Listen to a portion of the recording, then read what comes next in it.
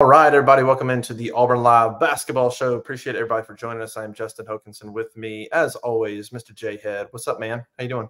What's up, buddy? How's it going, Hope? They're hanging in there, hanging in there. Lot to talk about basketball-wise. Yeah. And we'll get into that real quick. Shout out to the sponsor of the show, Session Cocktail. Go check them out when you get a chance down there on Magnolia Avenue. Great place to have some drinks. Was actually out there Sunday night for a minute.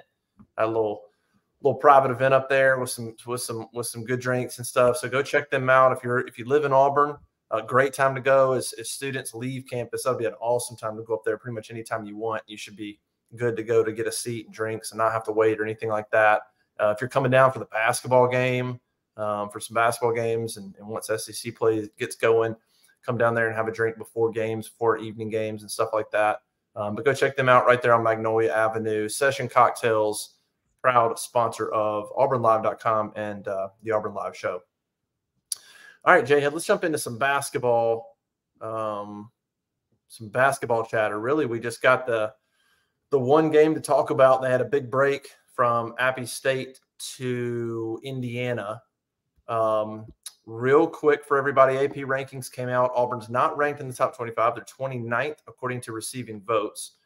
I think they're 5th in the SEC. Kentucky's ranked. Tennessee's ranked. Ole Miss got votes ahead of Auburn. Texas A&M got votes ahead of Auburn. So Auburn's, technically the fifth highest ranked SEC team. They're right there on the cusp of being ranked. Polls mean basically nothing to me in college basketball, but we cite them, and Bruce Pearl cares about them because it's history, and so there's some significance just to being in the polls and rankings. But in basketball, they just don't mean a lot.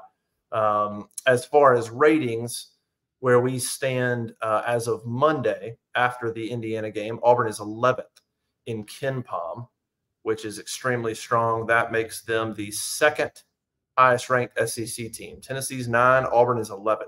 Bama's 13. And then you move down the list. Kentucky's 22, A&M's 23, Mississippi State 28. That's kind of how that looks. And then the Torvik analytics, which are really, really good as well. Auburn is 12th in that as well. Auburn has a top 20 offensive and defensive efficiency in KenPom. Their assist rate right now is 68.3%. They assist on field goals. That's second in the country. They are almost the number one in the country in assists on field goals. They're doing a remarkable job there. Defense continues to look pretty good and put up some numbers. So analytics are strong. They got UNC Asheville coming up this week in Huntsville on Wednesday night. They got then, of course, the showdown against Southern Cal on Sunday at noon in Neville Arena. If they can get past these two games, they should go into SEC play 11-2. So next couple games big for this Auburn team. But let's talk about the Indiana game, man. Bounce back nicely. What did you think of what you saw? I was there in Atlanta State Farm Arena. Dude, Indiana fans, I thought they would show out. I was a little surprised there weren't more Auburn fans. I don't know. The two baseline upper decks looked like they were closed. It looks like they were completely empty. So I don't know if they even sold tickets there, but a good number of Auburn fans, but I'd probably say it was 65-35 Indiana fans. Good showing by Auburn. I thought maybe it'd be 50-50, but Indiana showed out. But it was a great atmosphere, absolute NCAA tournament type atmosphere, and Indiana fed off that early. But I thought, obviously Auburn settled in. What did you think watching that thing unfold start to finish, especially in the context of what we just saw a week ago in Appalachian State? Well, first and foremost, let's talk about what we thought we wanted to see moving into this game. And we wanted to see Auburn from start to finish really take control of a basketball game. Now, obviously, minus the start. From about 6 minutes in, Auburn took control of that game and they never looked back. And it's the best this team has looked. Now, Indiana's not the best opponent, and I'm not trying to – look, you're talking about a proud program that obviously has a very rich history with Bobby Knight, that motion offense, Isaiah Thomas, and multiple other players, but those guys aren't on the floor for Indiana right now. I think that was a quad 3 win for us, which probably will move into a quad 2. I think Indiana's going to win some games in the Big Ten this year and continue to improve. But Auburn's guards just overwhelmed Indiana. The athleticism, that's the best showing we've had from Denver, Aiden, Trey, KD, all involved. And then obviously you had a phenomenal showing from Jalen Williams. He showed you what he can do when he's on. When he's on and he's motivated, Jalen Williams is a guy that is a tough cover, a guy you can run good stuff for. And he's just, man, he can be unworldly when he wants to be. But from start to finish, this is just a game that we really came out. We played, we excelled, we shared the basketball extremely well. There weren't a lot of selfish plays, not a lot of isolation plays. We got in on those flex cuts and shot the ball at an extremely high clip. I think from 2, we were 49%, so 21 of 43. From 3, we were 14 of 29 for 48%. And from the foul line, we were 20 of 23 for 87. Bruce will take that each and every night. I promise you, if he can get that kind of production. Yep. But you're right. This was the start of a big 3-game stretch for us. You've got another neutral site game coming up in Huntsville, where Bruce is going to continue to build those witnesses across the state of Alabama that he likes to talk about and take a game to a very basketball rich and enthusiastic crowd there in Huntsville. And then you come back home against probably the best opponent you're going to play in our non-conference outside of Baylor in USC. So, but loved what you saw against Indiana. Love how they shot it, how they shared it, the game plan, everything. I thought they did a phenomenal job. Yeah, I mean, they were down 22-10. It was a weird start. Indiana was a team that did not shoot a lot of threes and didn't even make a lot of threes when they did shoot them, and they start 4 for 5. And you're like, what in the world? Indiana hadn't had a game where they made more than 4 all season, and they hit 4 in the first 4 minutes. And you're like, hold on. This is not normal. I think they took advantage of Auburn doubling down. I think they were ready for that. And they probably had a little confidence shooting those threes early, like they're going to double. I'm going to get looks. Auburn adjusted, kind of went back away from that. I thought a little bit, sort of went back a little bit more to traditional defense and gave the guys some confidence, and everything settled in nicely. You mentioned the guards. I mean, that's the takeaway from that game. I wrote after that game, it reminded you of, and then Bruce, sure enough, Bruce said it in his post game. It absolutely reminded you of, one of those games where you watch in football, where you watch an elite SEC team against a Big Ten team and you see the speed difference. Mm-hmm. That's what's going on Saturday from the guard position. I mean, it was good luck staying with Aiden Holloway and KD Johnson in Denver, and even Jalen's athletic ability at the 4 compared to what they had there. It was just a dramatic difference in athleticism. And when Auburn has that kind of advantage athletically, they can do a lot of good things. It takes a unique type of team. If you don't have the athletes Auburn does to slow, you have to really, really purposefully slow the thing down if you're not going to have the athletes that Auburn does.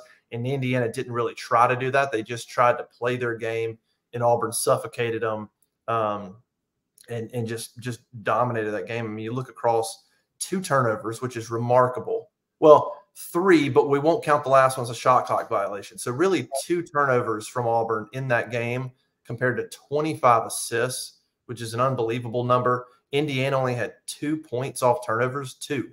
So when Indiana did, I mean, Auburn didn't turn the ball over. So, I mean, of course, it's just a bucket. Auburn won on the boards. They doubled them up on bench points. They beat them in paint. I mean, Indiana came in with this really, really good front line, and those guys were good. Auburn still outscored them in the paint. Fast break points, doubled them up. Steals 8-2. I mean, they just dominated every facet of the game. But the guards is kind of where my focus was. I mean, Aiden Holloway 24, Denver Jones 12, KD 14, Trey Donaldson 10. And if you want to toss in Chad Baker, who's sort of that tweener, he's kind of a guy that's athletic and does a lot. If you want to toss him in, 11 points from him as well. The guard position was fantastic. That what's just wild is App State, Denver, and KD didn't score. They combined for 0 points. A few days later, they combined for 26 points. KD and Denver hit 3 combined threes. And so those guys, look, if you get that kind of – if Denver starts to become more aggressive, which is a guy that we talked about last show. It was kind of one of my things. Like, I want to see him be more aggressive. He was. And then KD was just – that was good KD. You don't always know what you're going to get with KD. But when he's good, when he makes some plays and it fuels him in the right direction, he is an he is an absolute game changer, but it can go the other way. We just know that is part of the deal.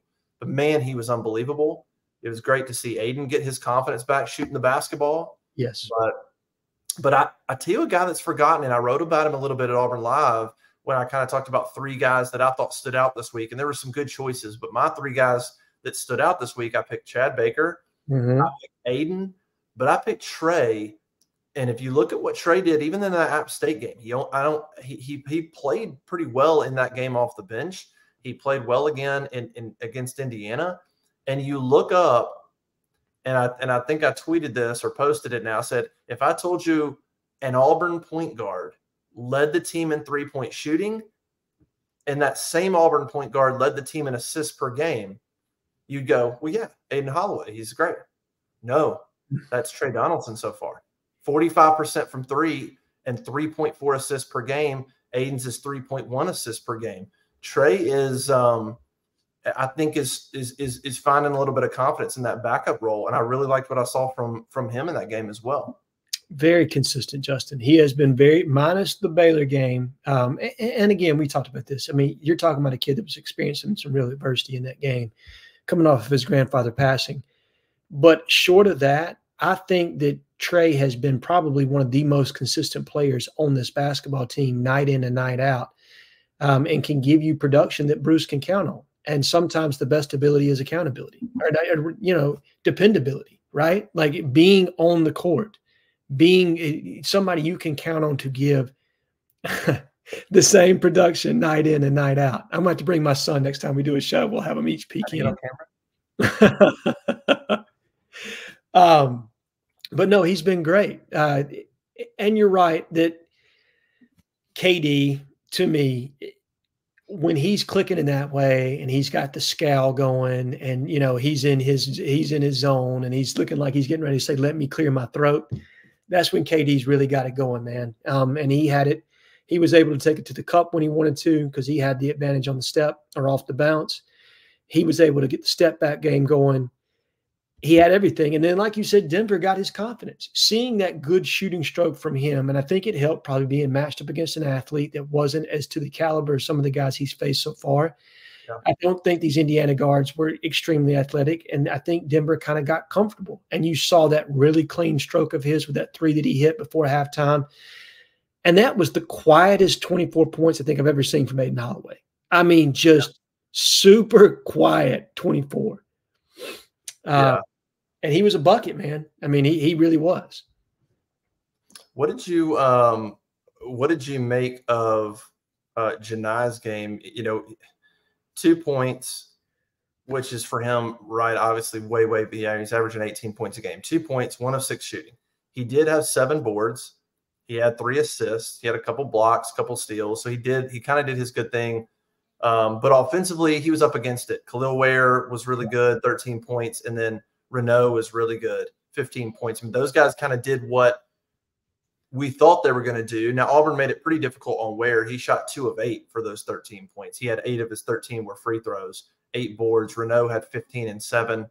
And so those guys kind of got theirs, but it did take, you know, Renault did take 13 shots to get those points. So Janai was exerting a lot of effort defensively, but I thought offensively it was kind of one of those games. And I don't know how many teams in the SEC have got a duo, honestly, as good as that's a pretty good duo front line for Indiana. I mean, they might not have the athletic ability on the perimeter, but that's a pretty good duo right there. I thought Janai was exposed a little bit athletically. He's crafty and he does a lot of good things well. He's not the most athletic guy.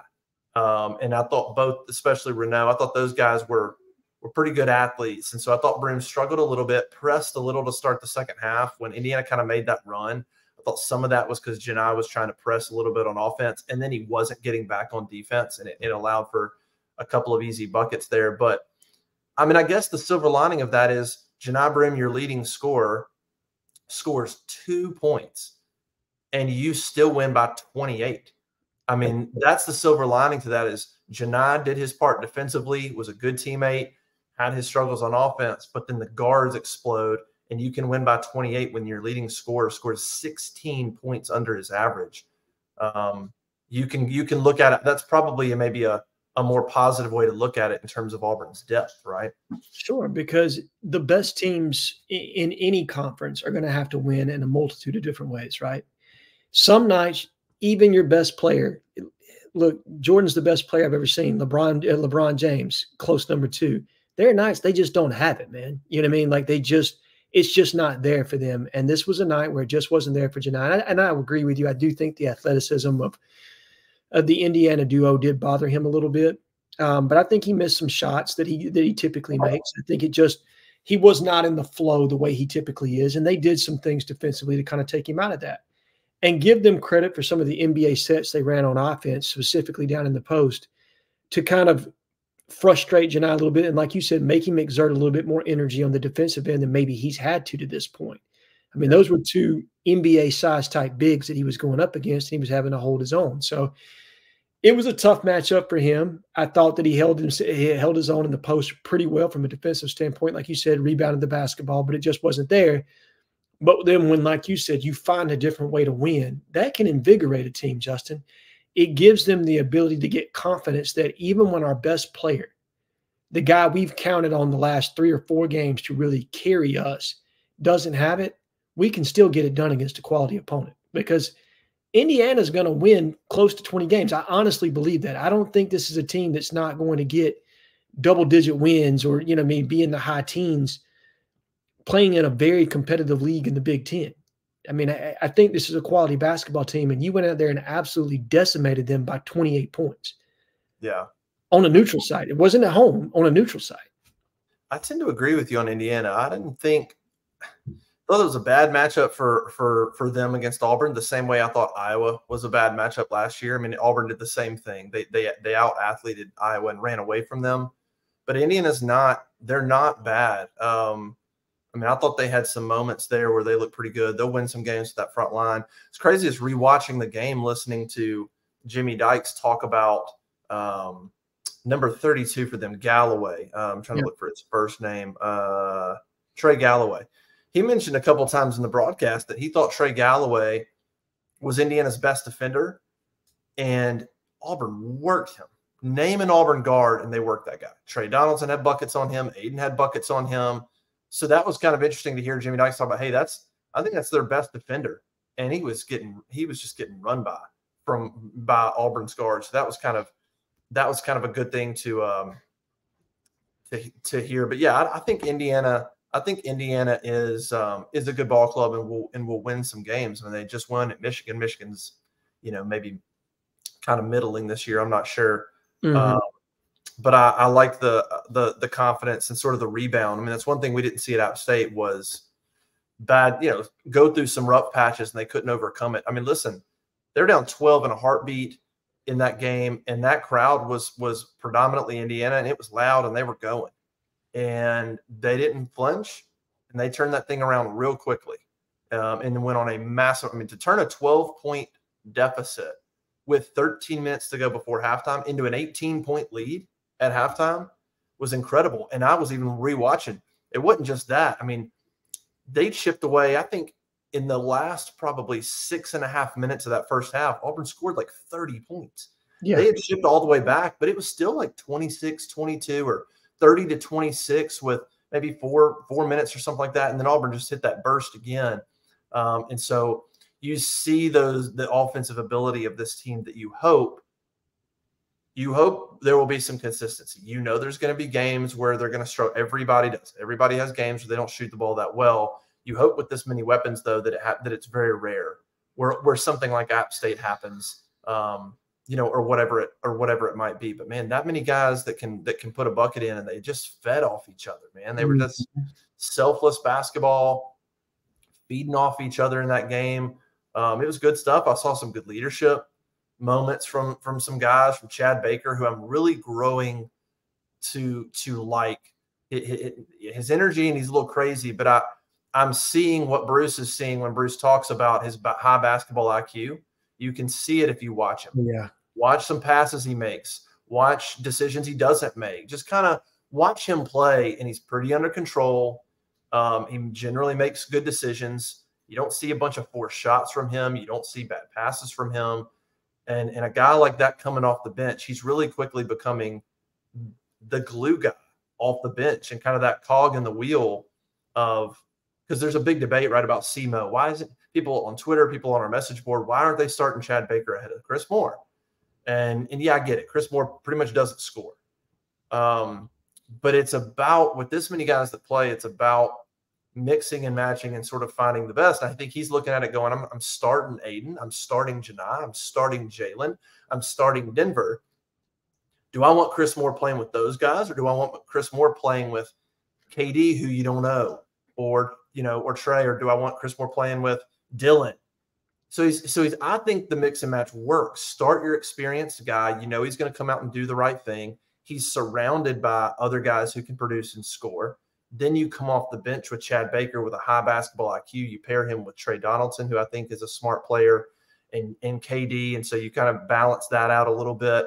I like the mix, and I like bringing Chad Baker off the bench the same way they brought KD off the bench 2 years ago. Like I like that. So I think people need to kind of calm down on wondering why Chad Baker doesn't start. I don't think he should start. I don't think it would do Auburn good if he started and Chris came off the bench. I think the way they have it is the best way to get probably the most production. I couldn't agree more. I mean, I think when you're looking at pure rotations, because Bruce is playing 10 deep, right? I mean, it's not like he's not going to roll 10 through. You're trying to put the best team on the floor together. And so when you move Chad Baker-Mazara with that second unit, you don't get a dip offensively that you would if you had Chris Moore with that second unit, because now you have a guy in Chad Baker that can absolutely be a bucket when you need him to be. And you talked about some of the nuances of his game, some of the passes that he makes, decisions that he makes. I love how he moves without the basketball, Justin. You don't see him with a lot of wasted movement. You see him consistently kind of being smart with how he's using his energy and how he's kind of cutting in and out and running off screens. Really enjoy what he does without the basketball in his hand. And then when he gets it, I thought he was going to be more of a shooter this year, judging off what he did in junior college. But really, he's gotten to the rim at a really high rate. And I've been very impressed with what he's been able to do off the dribble. So he's a surprise for me, and somebody that I thought would take a little bit longer to get going. But defensively, he's starting to find himself a little bit, which was my biggest concern. I think he's being smart, using his length to his advantage, because I don't think his feet are overly quick. But that length his wingspan is insane. Yeah. If he's using that the way he should, I think he's going to be really good defensively, or at least a plus guy, so long as we don't match him up against the wrong player. Yeah. Go ahead. Well, you look at it. I mean, there's two things that stand out about Chad Baker. One, we know he comes off the bench. He's played, I'd have to do the quick math. He's played 159 minutes. That is 5th on the team. So he's 5th on the team in minutes. But he is 2nd on the team in plus minus. Auburn is plus 91 when he's on the floor. That's only 4 points behind Aiden Holloway. So he's 5th on the team in minutes, but when he's on there, Auburn is plus 91 for the season. The other thing is he's 2.5 assists per game, Chad Baker. That's a pretty good number for a dude off the bench who's playing 18-ish minutes to get 2.5 assists, who's not the point guard. That's a really good number for Chad Baker. So those two things I think show you he's valuable to the team, and he's making the most of it when he's in there. He's getting a steal a game in limited minutes. You can see the impact he's making. And you're right, the 3-point shooting's not there from a percentage standpoint, but they haven't needed it. But I think that'll come a little bit. But I just like the way he's doing some different things. I think he's an under the radar guy in terms of what this team is sort of developing into. Aiden gets the attention, we know. Janai's a starter, we know. But man, starting to look more at Chad Baker the way I feel like you looked at, and I kind of mentioned maybe I don't know if a better comparison, but maybe a more similar comparison would be not necessarily in scoring, but the way Wendell came off the bench in the championship season. Like Wendell came off the bench, it was kind of like the guy when you really needed him. He was very, very important, and you wanted him coming off the bench. It worked. That's kind of how I see Chad Baker. You want him coming off the bench, and he's very, very valuable. And it's similar because you got Chris Moore, who isn't going to score. Same way Zepp was. You started Zepp. He was the experienced guy, but you knew he wasn't going to score. Get you going, play some defense, then bring the catalyst off the bench. that's kind of what's happening. SEMO goes out there, he gets you going, he knows what to do, but he's not really going to score. And then you bring Chad Baker off the bench, and he's a catalyst to sort of keep things together when they roll through in that second wave, and they rolled over Indiana. Are you surprised Auburn's not ranked? Like, are you surprised that they're not getting a little more? I mean, is it the App State loss? Is it? I mean, look at Baylor's ranked 6th. They had Baylor, they're beating Baylor at halftime. That was a down to the wire game. I guess the App State loss maybe is holding them back right now. Maybe they could have squeaked in this week if they didn't have that one on their radar. But a little surprised at that, because the rankings are James Madison's ranked. They're living off beating Michigan State, who's now 4-5. Right. You have gosh, it would just blank. Who did Colorado just beat the heck out of that's still ranked? But Colorado's 7-2 and not ranked, and they literally just beat a team that they ranked in by 30. So the rankings are weird. But are you surprised Auburn's not ranked? Do you even care at all? I don't care. I am slightly surprised, just given the the degree of difficulty of our schedule to this point and some of the big names that have been on the schedule. Because you're right, that Baylor loss to me, dude, you went into a neutral site and played a top 10 team in the country and had them, absolutely had them. Yep. You went on the road to a mid-major who's probably going to finish in the top half of the Sun Belt, which is a decent basketball league. And that's why a lot of teams don't travel to, mid-major teams. Bruce is one of the rare coaches that will take a Power 5 team in to play a mid-major in their house. And hats off to him for doing it. He is being penalized a little bit for that loss, in my opinion, because there's no way when you watch Ole Miss, and this is not me trying to take a shot at Chris Beard. I think he's a phenomenal basketball coach. But their team right now, where it is not where this Auburn basketball team is, and they haven't played the schedule that Auburn has played. No. And for them to get votes over us, this kind of shows you that people are looking more at the overall record and that one loss that Auburn sustained against Appalachian State than they are necessarily about the quality of opponent that we've played to this point. That's another one that's annoying. It'll play itself out, but Ole Miss getting more votes than Auburn right now is stupid. That was another one I thought was ridiculous. They're 9-0, but they've played nobody. I mean, they beat UCF on the road. UCF's about 80. They beat Memphis. Memphis is decent, but they've played a bunch of teams in the 200s and 300s and haven't really been challenged by a decent team. But that'll all play itself out. Of course, Alan Flanagan's having a great year. We all saw that coming. Well, good for Al. He deserves it. I'm glad him and Wes are finding some success over there. And, hopefully when we match up against them that we'll get the better of that game. But I wish, him all the best, and we'll see how their season finishes up. Yep. They come to Neville January 20th. The first meeting will be in Neville. So that'll certainly be an interesting one. I was trying to look through at some other things. I mean, really the only Auburn, there's not a whole lot that Auburn's doing. We talked about free throws being a struggle. They bounced back and go 20 of 23. Yeah. That was really, really nice to see. Maybe an underrated part of that game was some really good free throw shooting from the guys. Even looking at, they still foul. Maybe that's just going to be the game this year. I don't know. Maybe Bruce's team, maybe the style of play defensively in the aggressiveness that he plays with. I don't know. Maybe it's just going to lead to 20, 21 fouls a game. I mean, Indiana committed 22. And so I don't know. Maybe the way the game is being called this year, it's going to be tough for Auburn to have a game where they don't foul a decent bit, but they're drawing fouls at a decent rate as well, whether it's Janai, whether it's driving to the basket. So maybe that'll balance itself out.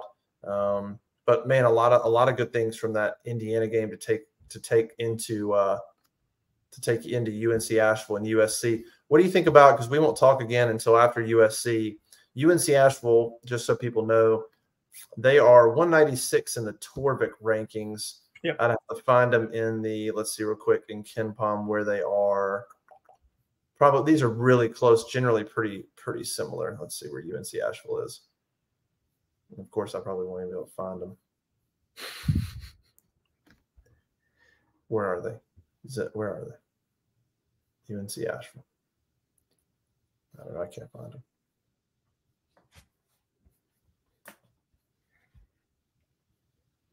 They are. Well, We can talk about where they are on their actual schedule. There they are, 221. So, I mean, it's a team that in the past has been, a tournament type team in their conference, but it's a team that Auburn should take advantage of. And then USC comes in and they just can't freaking stop losing. They lost to Long Beach State. It's like, guys, can you guys? I thought USC potentially could be top 25 coming in here, and they keep losing. They played a decent schedule, so their KenPom ranking and stuff's pretty good. They're right about 20, 30, something like that. But we know the talent, Isaiah Collier and Bronny James and all that. So that's going to be a phenomenal game, an entertaining game Sunday. What do you sort of make of these two games? What do you want to see specifically in that game against USC, which should be athlete-wise? USC is going to have the kind of athletes that'll match up, and I think Auburn's going to just really rise to that level. I think they're going to be really jacked to play that game. I don't disagree with you on USC. We'll start with UNC Asheville, a team that's 5-5, having a little bit of a disappointing season so far with some of the opponents they've suffered losses to. And we'll see if they don't correct that as they move towards the back or into in-conference play for them. But you're playing a neutral site opponent, and what I want to see is, can Auburn come off of a big win against Indiana and maintain some consistency against a lesser opponent, like you said, that you should take advantage of? Or do we lose focus in that game? And is this a situation where Bruce has to get their attention again?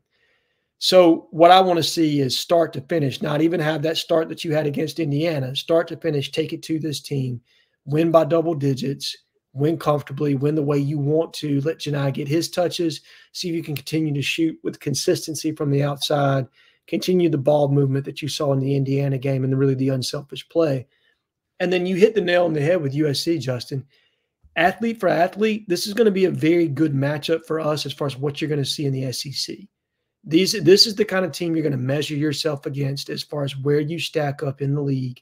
You've already played one of those teams in Baylor. Now you get your other team on your schedule in USC. And this for us will show us how much progress we've made from game 1 to game 2 as far as what kind of team we can be. We talked about Denver finding himself. We need to continue to see that over the next 2 games. He's going to be big for us as we move into conference play, specifically with his ability to bust the zone and to be able to shoot from outside to stretch defenses somewhat. Aiden being consistent. You just saw him on a rough 2-game stretch. Now he comes off and has the game of his life, of his career to this point, minus the Baylor game. He was phenomenal. See what you get, continue to get out of Trey. And can you get good KD for 3 games in a row? Can you go on that kind of a stretch? You know what I mean? I want to see him make those faces. I want to see him scream and holler and all that.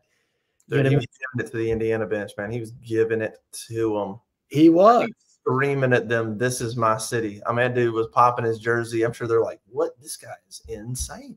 I'm telling you, dude. But that's how, KD needs to have a villain for everybody. You know what I mean? Like, somebody's got to be that dude to get him fired up. Yeah. And I love it when he gets into that zone. But let's see if he can't continue to play with that kind of an energy. Because you're going to get everything you want against SC. If you sleepwalk into that game, they'll take advantage and beat you in your house. And if you want to be a tournament team, if you want to be a Sweet 16 type team, you need this kind of a win on your resume to make sure that you get there. So those are the things that I kind of want to see. Now, what do you expect to see, Justin? What do you think you're going to see from the UNC Asheville game and the USC game? I think Auburn will roll into Huntsville and continue to play pretty good ball. I don't think it'll look like Indiana. Just because I think they got hyped. I think they rose to the occasion in that really good environment. We'll see what it's like in Huntsville. It'll be sold out, from what I understand, sold out in Huntsville. Should be a lot of Auburn fans there. But short turnaround, right? Play on Saturday.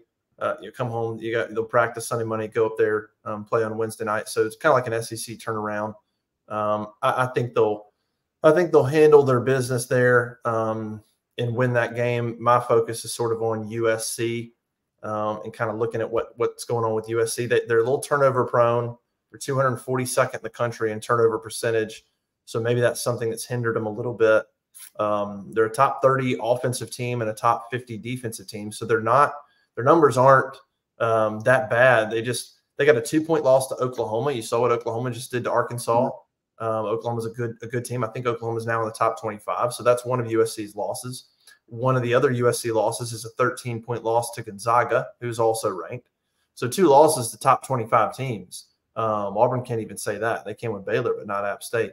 And then a UC Irvine loss and a Long Beach State loss where you're just kind of scratching your head, both of them at home. Long Beach State's 136 and UC Irvine's 82. Those are losses that probably shouldn't have happened, but maybe there's a lot of talent on USC's team, but they're not quite dialed in to play every single night. And so I kind of see a team that's talented and dangerous, but is a little inconsistent. Yep. And so that just speaks to being a very dangerous team. So I think it's going to be, man, I think that game's going to be awesome. I think there's going to be a bunch of athletes, potentially the #1 pick in the draft, and Isaiah Collier, a sold-out Neville Arena. I think Auburn's going to be fired up to play not just Southern Cal, but that level of athlete. They're going to, I mean, Bruce is going to tell them, Collier and Bronny and all these dudes, I think they're going to be fired up. I mean, Auburn went there last year, played him toe-to-toe. It was kind of Trey Donaldson sort of broke out that game and scored a little bit.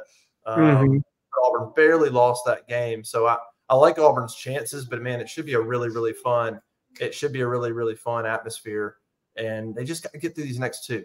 Got to get through these next two. And I think they can be 11-2 going into SEC play with a lot of confidence. But I'm with you. Just consistency with this point.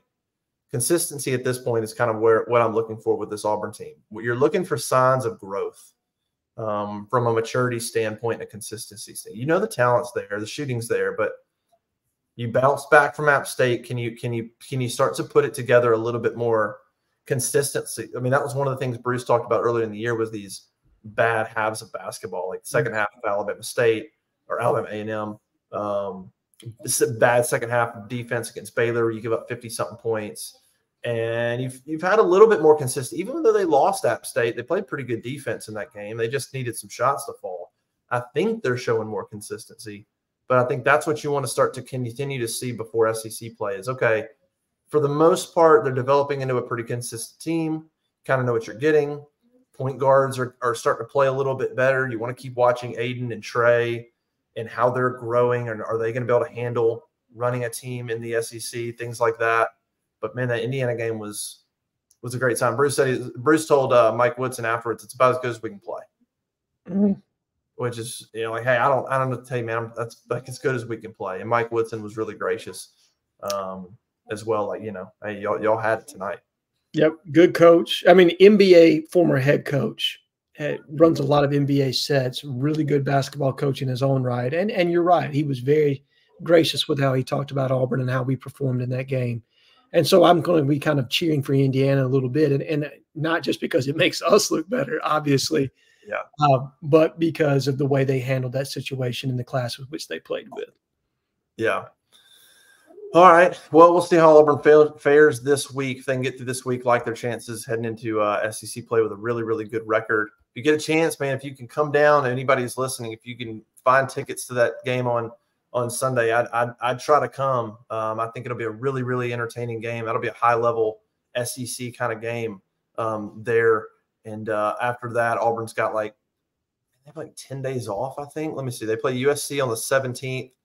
I'm sorry. They come back and play Alabama State on Friday, and then they have 8 days off. So after USC, they're going to have one game in about a 2-week span there during the Christmas holidays. And then, of course, play Chattanooga. That game got moved with the Music City Bowl that Saturday. That game got moved to 8 o'clock at night on the 30th right there. So we'll see how they fare. A lot of the projections have Auburn. So for this week, just so people know, the Torvik Analytics have Auburn beating UNC Asheville 82-66, and they have Auburn beating USC 79-72. So tight ball game. That second one should be a tight ball game and a fun one, man. All right, let's get out of here. Go to auburnlive.com and check out all the basketball coverage. Make sure you're there. And we'll come back next week and talk about a couple of games, UNC Asheville and Southern Cal, for this Auburn basketball team that seems to be getting better. A lot of promise with this team. A lot of good things happening. Make sure you go check out Session Cocktail, sponsor of the show, downtown Auburn, Magnolia Avenue. Go check them out. Come down on the holidays, man. Come down, spend a weekend in Auburn. Some of the traffic will be out of there. Spend a night. Go check out Session and tell them that we sent you. And we'll come back next week to chat about a couple games. JHead, appreciate it, man. What you got going on? People are going to find you on the recruiting show and the call-in show. I'm telling you. So we got a recruiting show that we're going to have probably come out first thing tomorrow morning. We'll have another recruiting show that's going to come out first thing Friday morning. We'll have a call-in show on Sunday. And then you guys will see me and Justin again. So a full week from me on this show. And then I think we're also going to have a National Signing Day show coming up next Wednesday as well. That'll be killer. Go to Auburn Live. I think as we're recording this, they just picked up another JUCO commitment. So make sure you're JUCO offensive lineman. So go check that out. Read all about that. A lot of news happening on this Monday. Keontae Scott coming back. We kind of thought that was coming, but that's awesome. Love Keontae. So go check out auburnlive.com for all of that news. Subscribe. $1 for the first month. Go take advantage of that. There's so much news happening right now on our message board. A lot of that. Not everything's written and not everything's on Twitter or X or whatever we call it these days. So go take advantage of that, man. $1 a month. You're crazy if you don't do it. Yes. All right. For JHead, I'm Justin. We will see you guys next time. See you.